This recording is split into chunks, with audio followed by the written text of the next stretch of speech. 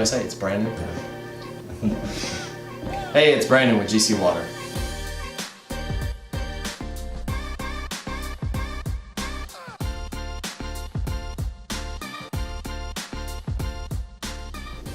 First, verify all the plumbing connections are correct. Verify that the delivery pump switch and the formulation switch are in the off position. Verify the filters are fully seated and locked into the housings.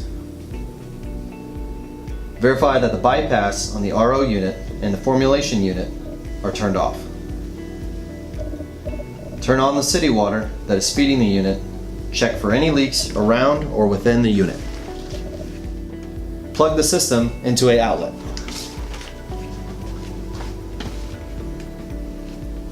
Check the incoming water pressure and make sure it is within 50 to 90 psi.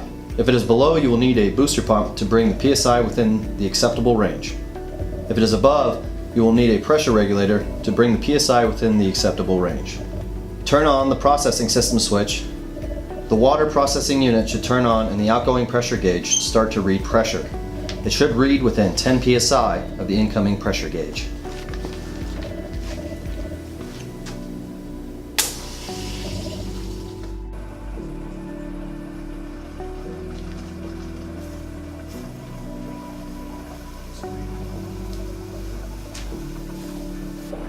Let the tank on the unit completely fill.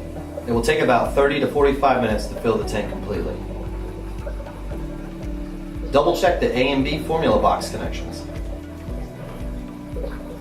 Turn on the delivery pump switch. The pump should pressurize and the system gauge should read around 60 psi.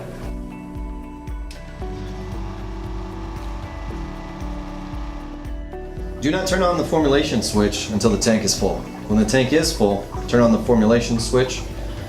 The TDS controller should turn on and the two peristaltic pumps should begin to spin.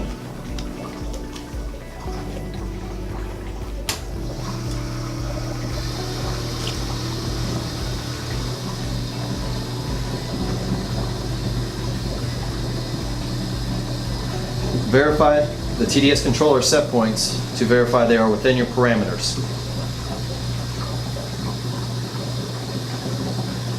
Wait 5 to 10 minutes, allowing the system TDS level to equalize. TDS levels are equalized when your TDS controller is reading your desired TDS range. Startup is now complete. That completes the installation for the NEX system. Please always refer to your user guides and keep an eye out for more videos to come.